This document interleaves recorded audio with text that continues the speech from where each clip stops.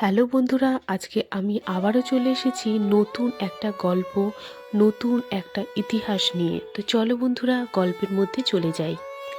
কলকাতায় কোলাহল পেরিয়ে দক্ষিণ ২৪ পরগনার গভীরে আজও দাঁড়িয়ে আছে এক রাজকীয় ইতিহাসের নীরব সাক্ষী। এই রাজবাড়ির দেয়াল আজ নিশ্চুপ, কিন্তু একসময় এই দেয়ালের মধ্যে প্রতিধ্বনিত হতো রাজাদের পদচারণা, ঢাকের শব্দ, উৎসবের আলো আর ক্ষমতার গর্জন। আজ আমরা চলে এসেছি বজবজ সংলগ্ন দক্ষিণ ২৪ পরগনার এক ঐতিহাসিক স্থান নিয়ে গল্প করার জন্য, যেই স্থানটির নাম হচ্ছে বাওয়ালি রাজবাড়ি।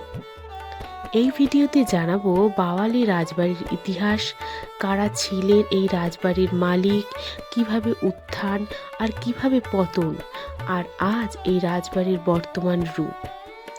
বাওয়ালি গ্রামটি অবস্থিত দক্ষিণ ২৪ পরগনা জেলায় বজবজ থেকে প্রায় কিছুটা দূরত্বে। গঙ্গা নদীর অববাহিকার খুব কাছেই এই এলাকা। এক সময় এই অঞ্চল ছিল নদী, খাল, বন আর উর্বর জমিতে ভরা। আর এই ভৌগোলিক সুবিধাই বাওয়ালিকে জানিয়েছিল এক শক্তিশালী জমিদারি কেন্দ্র। বাওয়ালি রাজবাড়ির ইতিহাস জড়িয়ে আছে এক শক্তিশালী জমিদার পরিবারের সঙ্গে মণ্ডল পরিবার। ইতিহাস বলে এই বংশের পূর্বপুরুষ ছিলেন রাজা শোভরম রায়। তার বংশরাই বর্তমানকালে মণ্ডল উপাধি লাভ করেন। শোভরম রায়ের নাতি রাজারাম মণ্ডল ছিলেন অসম সাহসী ও দক্ষ যোদ্ধা। তার বীরত্বে খুশি হয়ে তৎকালীন শাসক তাকে বহু গ্রাম নিয়ে জমিদারি প্রদান করেন, যার মধ্যে ছিল বাওয়ালি ও বজবজ অঞ্চলও। এইভাবে গড়ে ওঠে বাওয়ালি রাজবাড়ি। এক সময় এই রাজবাড়িতে ছিল বিশাল অন্দরমহল, খোলা বারান্দা, উঁচু স্তম্ভ, বড় বড় উঠোন, দিঘি ও বাগান।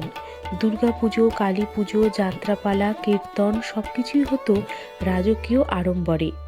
বলা হয় বাওয়ালি অঞ্চল একসময় মন্দিরের গ্রাম হিসাবেও পরিচিত ছিল, কারণ মণ্ডল পরিবার বহু মন্দির নির্মাণ করেছিলেন। জমিদারি প্রথার সময়ে বাওয়ালি রাজবাড়ির অধীনে বহু গ্রাম ছিল। রাজবাড়ি শুধু শাসনের কেন্দ্র ছিল না, ছিল বিচার, সংস্কৃতি আর ধর্মীয় কর্মকাণ্ডের কেন্দ্র।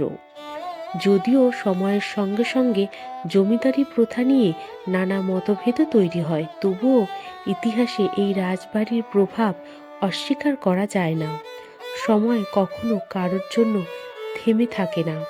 ব্রিটিশ শাসন, স্বাধীনতা আন্দোলন আর শেষে স্বাধীন ভারতের জমিদারি উচ্ছেদ আইন সব মিলিয়ে ধীরে ধীরে ভেঙে পড়ে বাওয়ালি রাজবাড়ির ক্ষমতা, ঐশ্বর্য হারায়, রাজত্ব শেষ হয়, আর রাজবাড়ি পড়ে থাকে নীরব সাক্ষী হয়ে।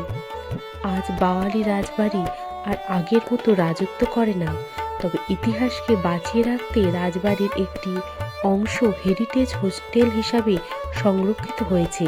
আজ পর্যটকরা এখানে এসে এক রাতের জন্য হলেও রাজকীয় জীবনের স্বাদ নিতে পারেন।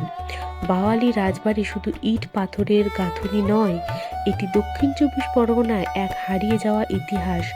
যদি ইতিহাস কথা বলতে পারত, তাহলে হয়তো এই রাজবাড়ির দেয়াল আজও বলে যেত ক্ষমতা, গৌরব আর সময়ের নির্মম সত্য।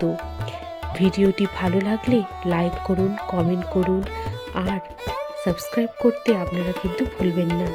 আজ এই